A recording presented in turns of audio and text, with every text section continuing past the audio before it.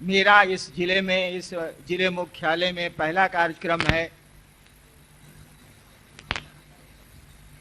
अभी लोग उद्घोषक कह रहे थे, स्वागत करने वाले कह रहे थे कि बक्सर की धरती पर मेरा स्वागत है।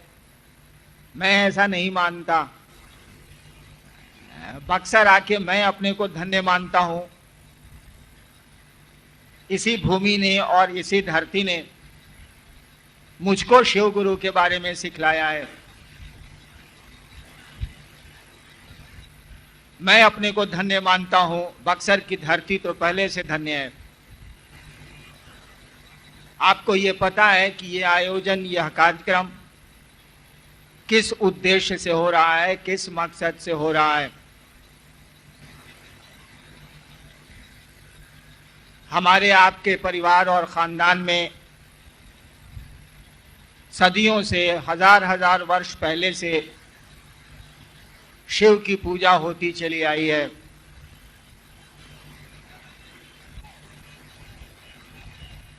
हमारा आपका परिवार खानदान दर खानदान से इस बात से वाकिफ है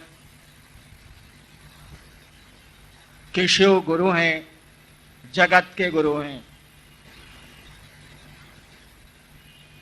शिव गुरु हैं और जगत के गुरु हैं, ये बात तो हमारे और हमारे बुजुर्गों को बहुत पहले से पता है।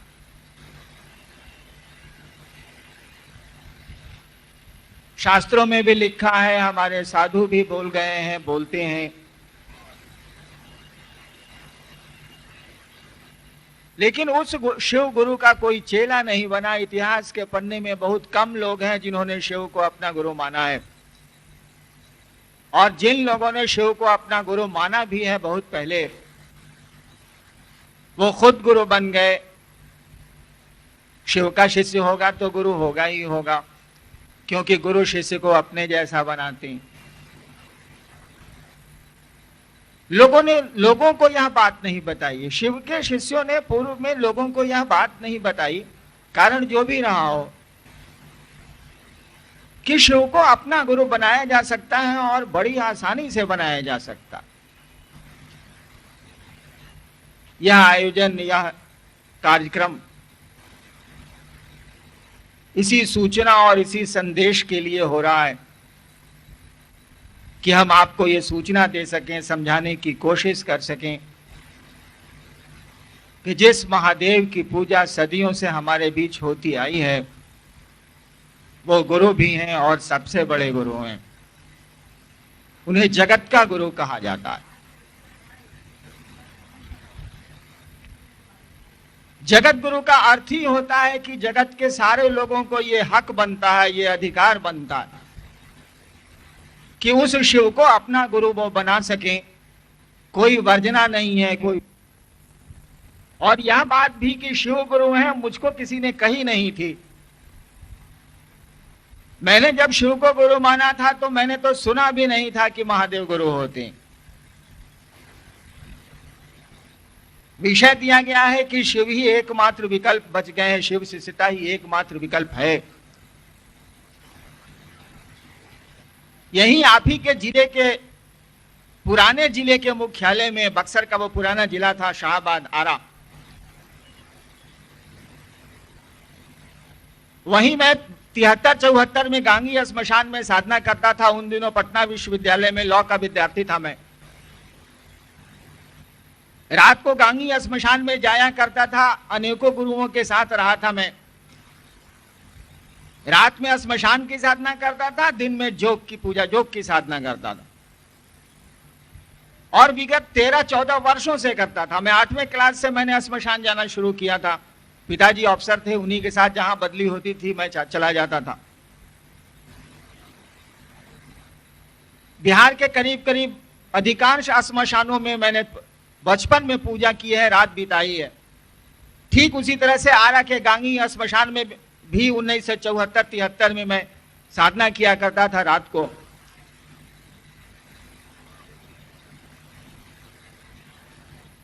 एक दिन का वाकया है, एक रात का वाकया है, एक रात की घटना है कि रात के 2 बजे मुझको लगा कि मैं कहीं गलत जगह फंस गया हूं। मुझको लगा कि यह जो मैं धंधा कर रहा हूं ठीक नहीं है। हुआ ऐसा था कि जो प्रेत मुझको साधना बतलाते थे आरा गांगी स्मशान में, उनको मैं महादेव समझता था, क्योंकि महादेव के रूप में मेरे सामने वो आया करते थे। वही जटा बड़ी बड़ी सी, हाथ में त्रिशूल। हाँ, सांप वगैरह हमने नहीं देखा था, लेकिन देखा करता था मैं कि बड़े बड़े बाल हैं, हाथ में त्रिशूल है, तो मैं समझता था कि ये महादेव के लोग होंगे, हमको पूजा बतलाने आए हैं, साधना बतलाने आए हैं। लेकिन कोई आपके सामने कितना भी ढोंग कर ले, कितने साल करेगा वो? कोई साधु बन के आपके साथ 2 साल रहेगा तो एक दिन तो पता चलेगा उसके आचरण से कि ससुराई साधु ना हो, खोचड़ और क्रिमिनल हो। पता चलेगा आपको, या किसी के बारे में आपको यह पता चले कि आदमी ठीक नहीं है, और 2 साल वो आपके साथ रहे तो मालूम हो जाएगा ना कि गलत जानते थे, आदमिया तो एकदम में ठीक था। तो साथ रहने से हमको आपको पता चलता है उसके आचरण से कि आदमी है क्या। तो 2 साल से आरा गांगी स्मशान में मैं उन लोगों के साथ रहता था, रोज रात को भेंट होती थी, वो आते थे या प्रकट हो जाते थे और मुझको पूजा बतलाते थे। मैं समझता था कि ये लोग शिव के लोग हैं, जो हम जानेंगे उतना ही ना समझेंगे, उससे ज्यादा तो नहीं समझ सकते। एक दिन उन प्रेतों ने अपना आचरण प्रकट कर दिया, साधुता छोड़ दी। मूलतः वो तो प्रेत थे, साधु तो थे नहीं, तो कितना दिन वो अपने को रोकते, उन्होंने प्रेत का आचरण प्रकट कर दिया। और मुझको लगा कि अरे राम, ये तो बहुत गड़बड़ जगह हम फंस गए। उसी समय मेरे मन में एक ख्याल आया था। देखिए, शिव को गुरु बनाने की बात जो सब जगह चल रही है, दिल्ली और भारत के अन्य स्थानों में, या आपके बिहार में, और इतने लोग शिव गुरु से जुड़े हैं, ये बात चली कैसे, शुरू कैसे हुई, इसकी शुरुआत कैसे है? मैंने कहा आपको कि मैंने किताबों में नहीं पढ़ा था 1974 के पहले, 1982 के पहले, 74 की बात तो छोड़ दीजिए। मैंने नहीं पढ़ा था कि शिव गुरु है, मुझको किसी ने कहा भी नहीं था कि महादेव गुरु है, मैं नहीं जानता था। स्मशान की साधना अघोरियों के साथ करता था, तांत्रिकों के साथ करता था, और जोगी गुरुओं की साधना मैं दिन में घर में करता था, कॉलेज में करता था, स्कूल में करता था। उस समय के शिक्षक अभी भी बरकरार हैं।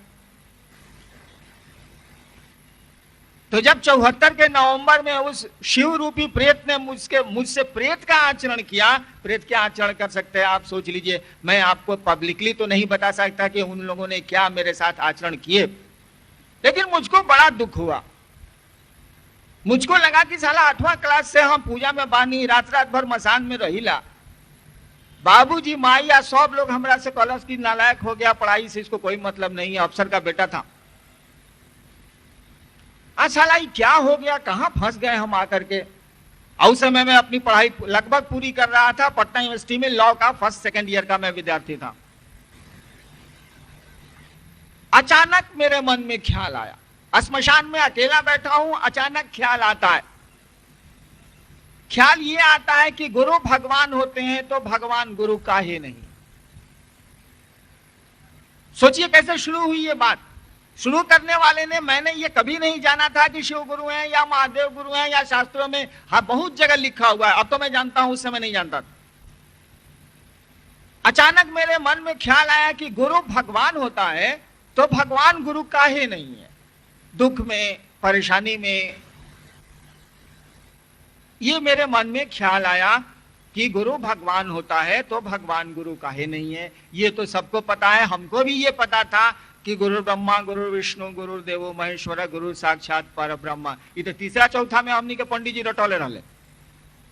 इसी सिद्धांत पर मैंने कहा कि गुरु भगवान होता है, गुरु साक्षात पर ब्रह्मा, गुरु भगवान होता है तो भगवान गुरु काहे नहीं है। मैं उस समय भगवान जिसको समझता था, मैंने उसको गुरु मान लिया। ना बुझनी हम का कहे चाहते नहीं। मेरे मन में ख्याल आया कि गुरु भगवान होता है तो भगवान गुरु काहे नहीं है। उस समय 1974 में जो मेरा दिमाग था, जो बुद्धि थी मेरे पास, वह बुद्धि जिसको भगवान समझती थी, उसको उसने गुरु मान लिया। मैं शिव को भगवान जानता था। मैंने लोगों से सुना था, मेरे पिताजी ने मुझको सिखलाया था कि भारत की आध्यात्मिक धारा में ईश्वर शिव को कहा जाता है। संस्कृत में जो ईश्वर शब्द का प्रयोग हुआ है, महेश्वर शब्द का प्रयोग हुआ है, वह शिव के लिए हुआ है। और ये दोनों एक दूसरे के लिए शब्द इस्तेमाल होते रहे हैं, शिव के लिए ईश्वर और ईश्वर महेश्वर के लिए शिव। ये साहित्य की बात मुझको मालूम थी और इसी आधार पर मैंने भगवान शिव को समझ के शिव को गुरु मान लिया कि गुरु भगवान होता है तो भगवान गुरु काहे नहीं है। भगवान मैं शिव को जानता था, मैंने शिव को गुरु मान लिया। बस शुरुआत यहीं से। मुझको किसी ने नहीं कहा था कि शिव गुरु है, न मैंने पढ़ा था न सुना था, कोई जानकारी मुझको नहीं थी। इसी तर्क पर मैंने शिव को गुरु मान लिया।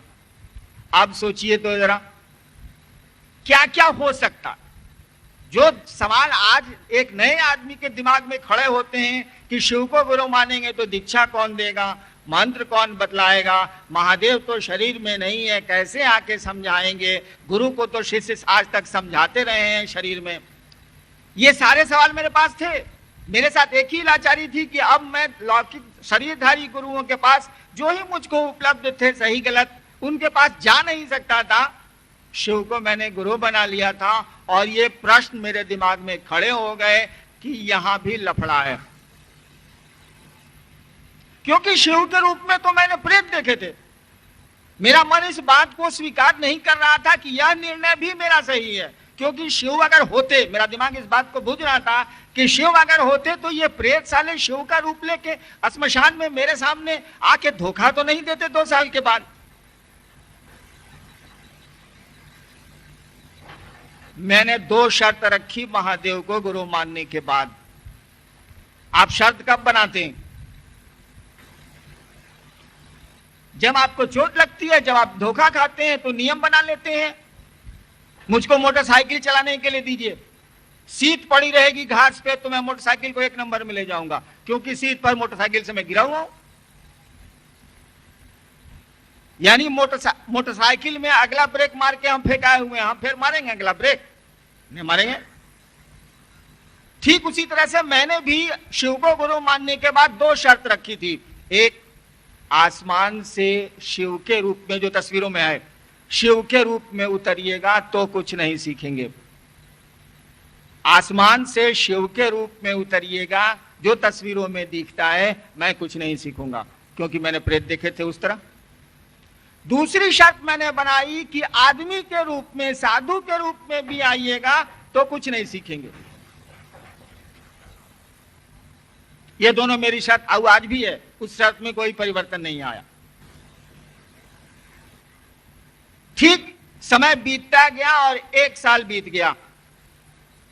इस बीच में आरा से मुजफ्फरपुर चला गया। कुछ नहीं मुझको हासिल हुआ, बल्कि परेशानियां हासिल होती चली गई। शिव को मैंने गुरु मान लिया था, कोई विश्वास नहीं था, कोई श्रद्धा नहीं थी। आप ये जानना चाहेंगे कि हमने शिव को गुरु काहे के लिए माना था? हर एक आदमी कोई काम करता है, उसके पीछे उसका मकसद होता है। तो मेरा भी एक मकसद था कि मैंने शिव को गुरु काहे के लिए माना था, मैं गुरुओं के साथ क्यों गया था, मैं 8वें क्लास से श्मशान काहे के लिए जाता था।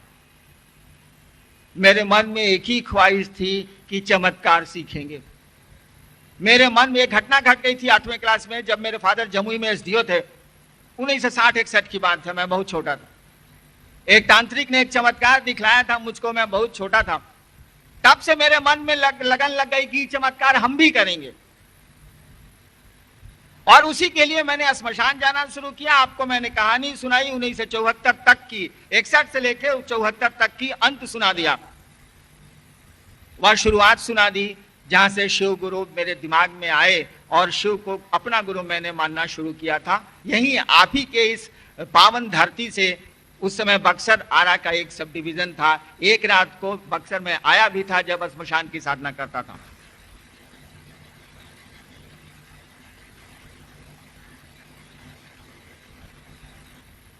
शिव को तो गुरु मैंने मान लिया, कोई श्रद्धा नहीं थी। महादेव की सौगंध खा के आज भी मैं कह सकता हूं इस बात को, अब तो वो मेरे गुरु हैं। विश्वास तो मुझको नहीं है, मैं नहीं करता अपने गुरु पे, क्योंकि विश्वास करने की आदत ही मार दी है उन्होंने।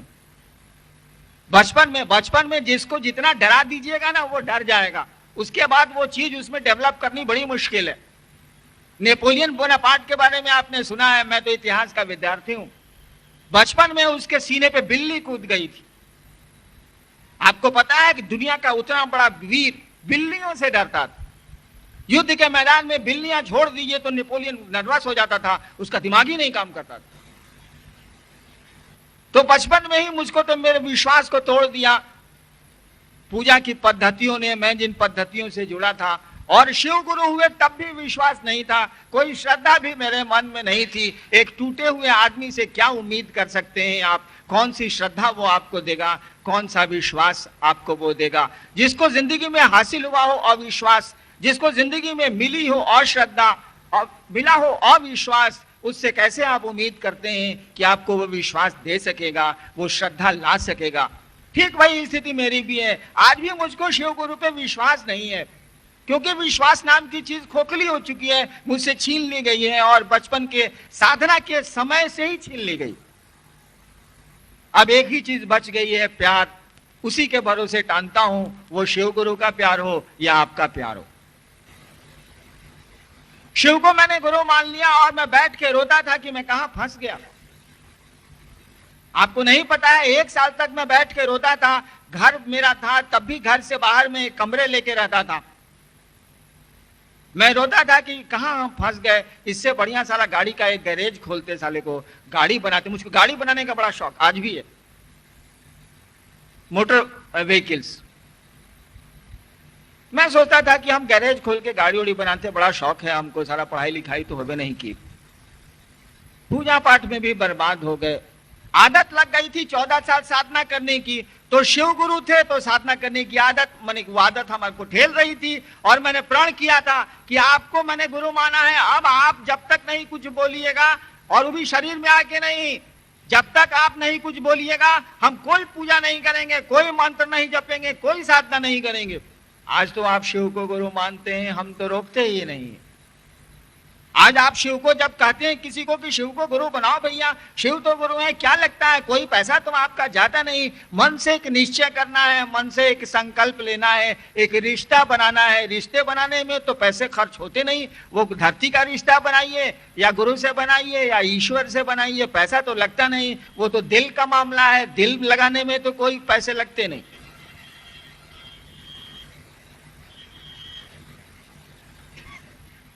लेकिन मैंने आज तो हम किसी को नहीं रोकते। लोग कहते हैं कि जी भगवान राम के पूजा करे छी, हम लोग कहते हैं कि एकदम ठीक करते हैं। हनुमान चालीसा पढ़ते हैं, हम लोग कहते हैं कि एकदम ठीक करते हैं। हम भगवती का पाठ करते हैं, हम लोग कहते हैं एकदम ठीक करते हैं। इसके अलावा किसी को तो गुरु बनाइएगा। चलिए शिव को ही गुरु बना लीजिए, तय कर लीजिए कि महादेव इस क्षण से मेरे गुरु हैं। हम लोग कुछ नहीं रोकते, रोक भी नहीं सकते, क्योंकि वो तो जगत का गुरु है। रोकने वाले हम आप कौन होते हैं? लेकिन मैंने जब शिव को गुरु माना था तो मैंने संकल्प लिया था कि जब तक आप नहीं बताइएगा कोई पूजा नहीं करेंगे, कोई साधना नहीं करेंगे। जबकि मैं 18 घंटा 19 घंटा साधना करता था। मेरे उस समय के लोग, जब मैं शिव मेरे गुरु नहीं थे तब, उस समय के लोग जिनको आप जानते हैं, आज नहीं आए हैं बक्सर में, रामेश्वर मंडल जी, उनके साथ मैं प्रतिदिन श्मशान, एक दिन श्मशान एक दिन कब्रिस्तान, प्रतिदिन जाता था। हमारे वो टीचर थे, मैं उनका विद्यार्थी था। 67-68 की बात है ये।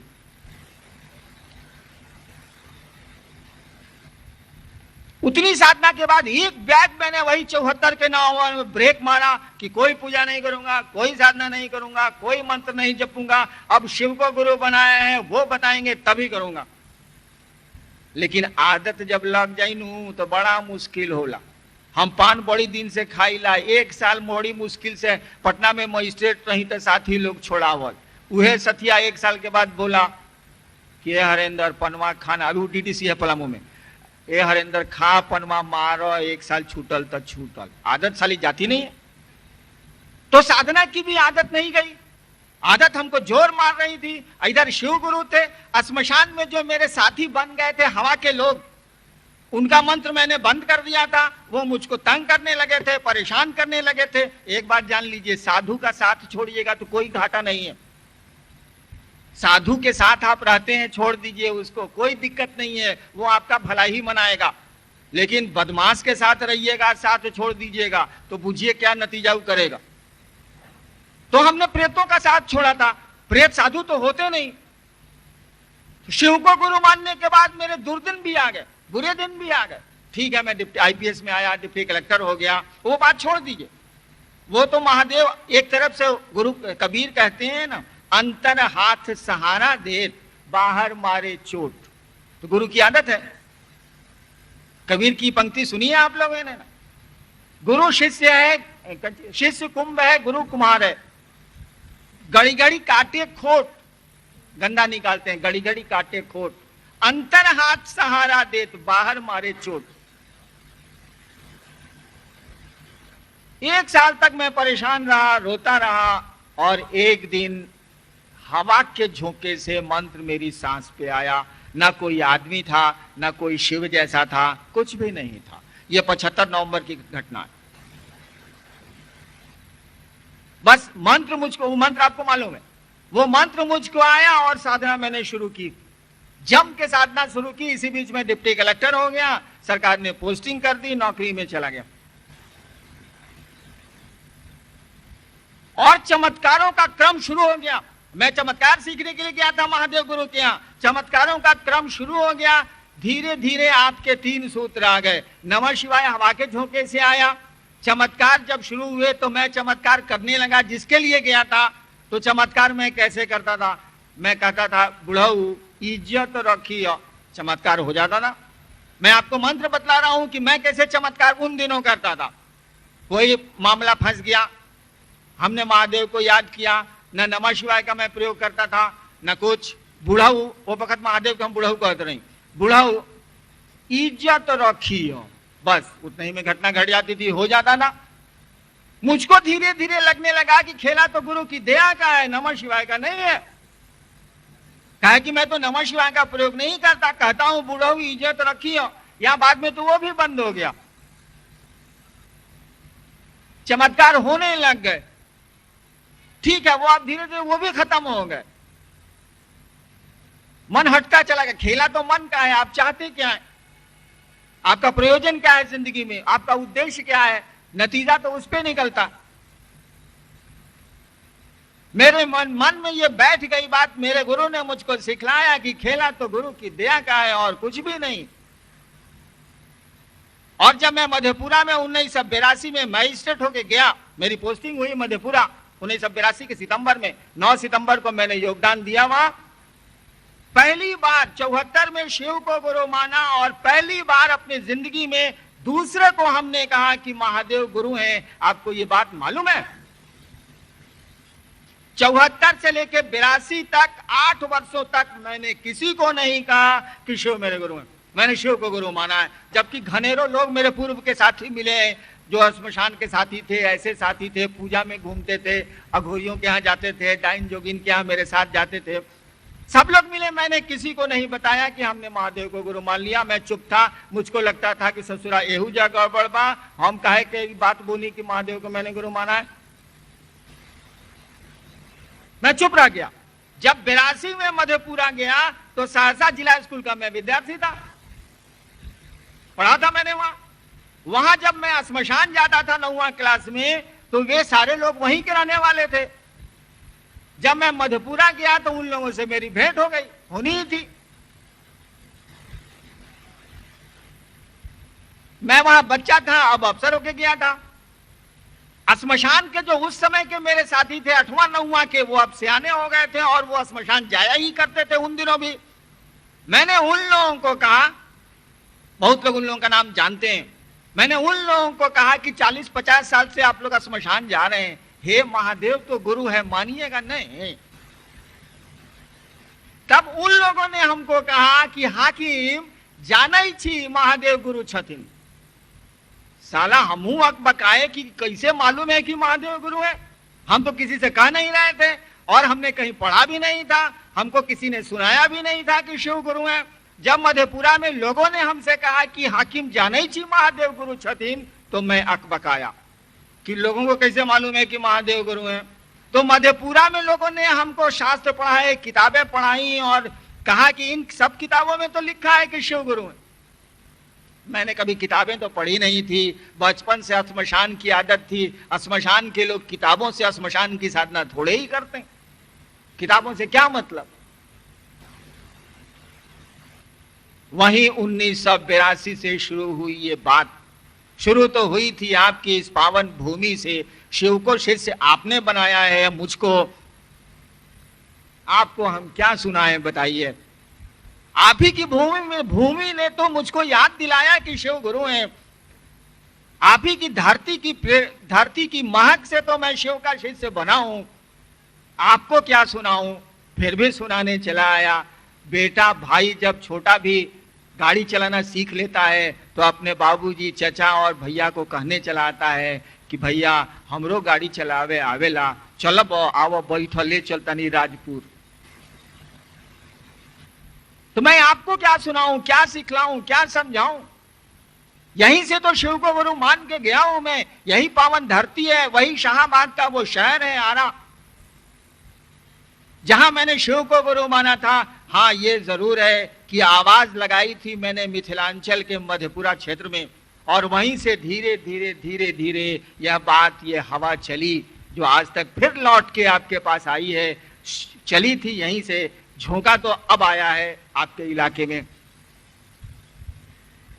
तो 1982 में मैंने जाना कि आपके शास्त्र, आपके साधु, हमारे शास्त्र, हमारे साधु पहले से कहते चले आ रहे हैं कि शिव गुरु। सबको मालूम है कि महादेव गुरु हैं, सबसे बड़े गुरु हैं, जगत के गुरु हैं। आपकी हमारी किताबें तो बोलती हैं कि वो गुरुओं के गुरु हैं, गुराधिपति हैं, गुरुओं के मालिक हैं वो। आपको आश्चर्य नहीं लगता है कि संसार में जिसके बारे में कहा जाता है कि वो विश्व गुरु है, संसार का गुरु है, जगत का गुरु है, उसका एको को चेला नहीं है? गुरु तो वो है, शिष्य नहीं है। नहीं आश्चर्य लगता है आपको? हमको पता भी है कि वो गुरु है, लेकिन कोई पढ़ता ही नहीं है। कैसा विद्यालय है कि सबको पता है कि ऐसी पढ़ाई कहीं नहीं होती है और सदियों से कोई पढ़ा ही नहीं है। कैसा अस्पताल है कि सबको पता है कि ऐसा अस्पताल दुनिया में कहीं नहीं है और सदियों से कोई मरीज आज तक इलाज कराने नहीं गया। तो हमको आपको तो खानदान दर खानदान से ये पता है कि शिव गुरु हैं, जगत के गुरु हैं। और ये शिव है कौन? हम तो कितना बार कहानी रहुआ सुन लिया हो के कहल जाला कि चंदा मामा सबके मामा और शिव घर घर के बाबा। यानी आपके बाबा के बारे में, हमारे बाबा के बारे में, हम सबों के बाबा के बारे में सदियों से ये खबर है, सदियों से ये सूचना है कि वो गुरु है, जगत का गुरु है, आदि गुरु है, गुरुओं का गुरु है। तब भी कोई चेला नहीं है। गजब आश्चर्य लगता है, गजब विस्मय की स्थिति पैदा होती। हमने कहा कि चलो आवाज लगाते हैं। बड़ी आसानी से हम तो चमत्कार सीखने 14 साल श्मशान में रात गुजार चुके हैं। और जब शिव गुरु हुए तो बड़ी आसानी से मैंने चमत्कार जान लिया। सीखा क्या? कोई शरीर में थोड़े ही है जो आकर सिखलाते हैं। उनके सिखलाने की कला ही कुछ अजीब है। जिस तरह से ईश्वर के रूप में, जिस तरह से ईश्वर हमको आपको बड़ा कर लेता है। सॉरी माफ करिएगा, श्मशान में ज्यादा दिन रहा हूं, गालियां निकल जाती हैं। अब हरिनारायण मरेगा भी। देखिए कौन मारेगा मुझको, कौन ले आया है मुझको, कौन बड़ा कर रहा है मुझको। मैं शिव चर्चा में अभी कलकत्ते गया था, वहां मेरी पत्नी अचानक सीरियस हो गई। शिव चर्चा की बात कर रहा हूं। और जब बात रात के 12 बजे इनको शिव चर्चा से अस्पताल में मैं ले गया तो डॉक्टरों ने कह दिया, इनको दिखलाने के लिए रामविलास जी जो आपसे परिचित हैं वो लेके डॉक्टर के यहाँ गए। करीब करीब मर चुकी थी ये। डॉक्टर ने कहा कि इनके हस्बैंड हैं क्या, बुलाइए। मैं गया, रात का 11:30 पौने 12 बज रहा था। इंजीनियर साहब ये लोग सब साथ थे मेरे। डॉक्टर ने कहा कि आपकी पत्नी कोलैप्स कर गई हैं, ले जाइए। चेक किया था वो, हमको बुला के, हमको उसने वो मैसेज देना चाहता था। और यही आपके जो यहाँ पहले दरोगा जी थे रामविलास जी, यही हमको बुला के ले गए थे कि डॉक्टर आपको बुला रहे हैं। रात का 12 बज रहा था, कलकत्ते की शिव चर्चा। गलती से रामविलास जी जो दरोगा जी पहले यहाँ थे बक्सर में, उनका मोबाइल खुला हुआ था और उसका कनेक्शन था पटना में। मेरी बेटी से बात कर रहे थे, इसी बीच में डॉक्टर ने कह दिया कि इनके हस्बैंड को बुलाइए। डॉक्टर ने जो कहा कि इनकी पत्नी कोलैप्स कर गई है, ये मैसेज पास कर गया पटना। बेटी ने सुन लिया, गलती से रामविलास जी का मोबाइल खुला हुआ रह गया। बाई में थे हम लोग, अरे कोई मर रहा है तो कैसे बाई में नहीं होगा। और डॉक्टर ने कहा कि आपकी पत्नी कोलैप्स कर चुकी हैं, ले जाइए। ठीक, छोड़िए ये घटना मैं आपको सुनाने के लिए नहीं कह रहा, लेकिन कौन है जो मार देता है? किसी का बस नहीं चलता। सुनी है आपने वो घटना भगवान बुद्ध की? भगवान बुद्ध के सामने एक महिला आई थी, उसका बच्चा मर गया था, भगवान बुद्ध उस समय वहीं थे। उस महिला ने अपने बच्चे को लाके भगवान बुद्ध के सामने रखा था। भगवान बुद्ध ने कहा कि मां, उस घर से मिट्टी लेके आओ, मैं इसे जिंदा कर दूंगा जहां कोई नहीं मरा है। वो औरत समझदार थी, गई तो कहीं नहीं, लेकिन भगवान बुद्ध के सामने उसने सर झुका लिए। आपको पता है भगवान बुद्ध क्या महिलाएं बौद्ध भिक्षुणी नहीं बनती थी? भगवान बुद्ध के यहाँ महिलाएं बौद्ध भिक्षुणी नहीं बनती थी। उनके शिष्य थे आनंद, उनको वो इसका विरोध करते थे कि महिलाओं को नहीं बनाया जाए। और भगवान बुद्ध के यहाँ पहली महिला बौद्ध भिक्षुणी बनी वही महिला जिसका बेटा मरा था। इतिहास कहता है कि भगवान बुद्ध के यहाँ पहली महिला बौद्ध भिक्षुणी जिसको भगवान बुद्ध ने अपने भिक्षु समाज में शामिल किया था महिला को, वो वही महिला थी जिसका बेटा मरा था। और भगवान बुद्ध के सामने उसने जिद किया था कि मेरे बेटे को जिंदा करिए आप। भगवान बुद्ध ने कहा कि मां, उस घर से मिट्टी तो ले आओ जिस घर में कोई नहीं मरा है। वो महिला समझ गई और उसने भगवान बुद्ध को समर्पित किया अपने को। और पहली, इतिहास का ये बहुत बड़ा सत्य है कि और पहली बौद्ध भिक्षुणी महिला वही महिला बनी थी। उसके बाद तो अनेकों बनी। तो किसका बस चलता है? किसी का बस नहीं चलता, किसी का नहीं चला भी नहीं है। तो कौन है जो ऐसा करता है? अरे वही गुरु होता है। तो कौन माध्यम चाहिए आपको, हमको ज्ञान देने को?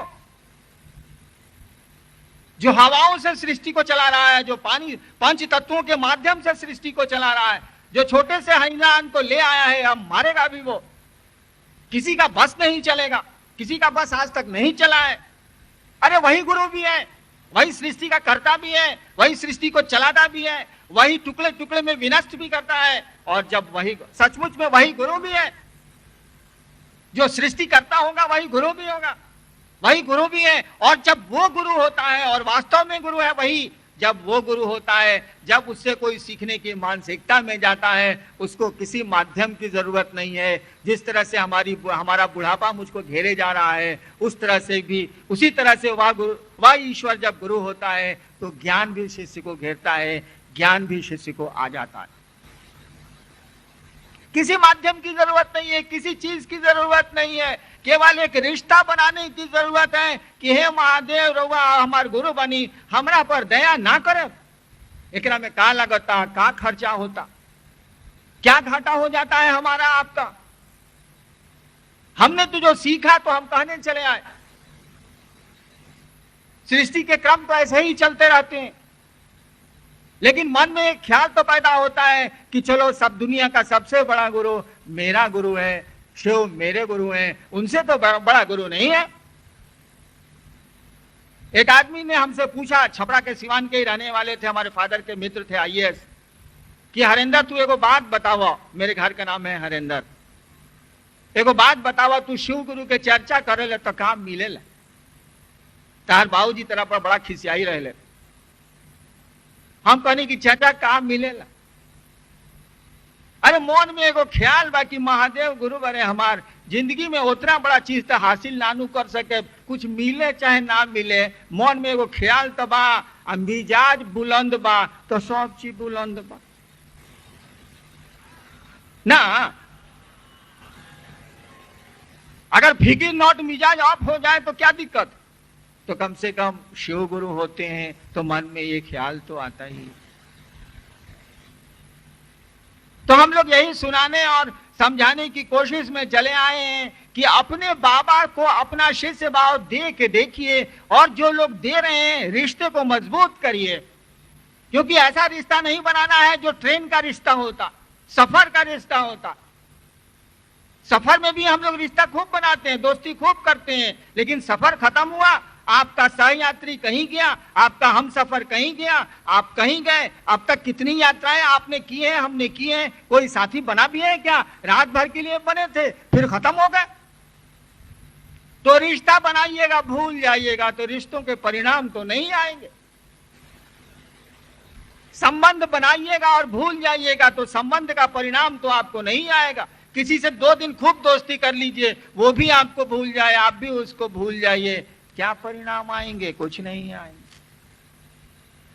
लेकिन भूलिए नहीं रिश्ते को, वो दुश्मनी का रिश्ता हो या दोस्ती का, तो रंग ला देगा। हम लोग तो दंडाधिकारी रहे हैं बहुत साल, अब तो नौकरी के 30 वर्ष होने को जा रहे हैं। दंडाधिकारी के रूप में कितनों से झगड़ा हुआ होगा, सोचिए तो जरा। नौकरी वही करते हैं। कई बार लाठियां चलानी पड़ी हैं, गोलियां चलानी पड़ी हैं कानून के तहत। कहां किसी से झगड़ा हुआ, कहां किसी से दुश्मनी हुई? क्योंकि वो भी जानता था कि इसकी ड्यूटी है और मैं भी जानता था कि मेरी ड्यूटी है, नौकरी में ये तो करना ही पड़ता। कहां झगड़ा हुआ? कोई झगड़ा नहीं होगा, क्योंकि झगड़ा मन में पाला ही नहीं, मन में रखा ही नहीं। ना उसके मन ने रखा, ना मेरे मन ने रखा। लेकिन मन में रख लीजिए तो क्या होगा, आप समझते हैं बहुत अच्छी तरह। ठीक उसी तरह से दोस्ती करके मन में रख लीजिए, दोस्ती का रंग खिल जाएगा।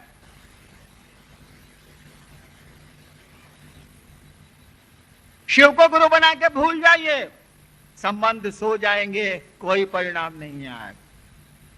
शिव को गुरु बना के याद रखिए, अगर आपके बुजुर्गों, हमारे बुजुर्गों, हमारे साधुओं ने सही कहा है कि महादेव गुरु है, परिणाम आ जाएगा, आने लगेगा। कोई हम लोग कह रहे हैं कि शिव गुरु हैं, हम लोग तो नहीं कह रहे। हमारे बुजुर्ग, हमारे साधु, हमारे शास्त्र कह रहे हैं शिव गुरु हैं, सबसे बड़े गुरु। हम लोगों ने कहा गुरु हैं तो चलिए तो चेला बनते हैं। जब सब कह रहा है कि डॉक्टर सबसे बढ़िया है, चलिए अपना रोग दिखाते हैं, हम लोग काहे दिखाएंगे जब सब राय दे रहा है। ठीक उसी तरह से जब सभी कह रहे हैं कि शिव गुरु है, तो गुरु है तो कोई चेला बनेगा ना भाई। कोई डॉक्टर है तो कोई रोगी होगा कि नहीं होगा? कोई विद्यालय है तो कोई विद्यार्थी होगा कि नहीं होगा? तो हम लोगों ने तो वही किया है जो हमारे बुजुर्ग बोलते हैं, बुजुर्ग बोल के गए हैं, हमारे शास्त्र बोलते हैं, हमारे साधु बोलते हैं। मैंने परिणाम देखे, साधुओं ने गलत नहीं कहा है, मेरे शास्त्रों ने गलत, आपके शास्त्रों ने गलत नहीं कहा है। वो गुरु है। अरे गुरु से तो शिष्य का रिश्ता बनाना पड़ता है ना। विद्यालय बहुत बढ़िया है, जान के क्या होगा, जब तक पढ़िए या किसी को पढ़ने के लिए भेजिए नहीं तो विद्यालय से ज्ञान थोड़े ही मिलेगा। ठीक उसी तरह से कोई गुरु है, जानने भर से तो नहीं चलेगा, उसके सामने सीखने की मानसिकता में जाना होगा या दूसरों को सीखने की मानसिकता में भेजना होगा, तभी उसको ज्ञान मिल सकता है, अन्यथा ज्ञान कैसे मिलेगा?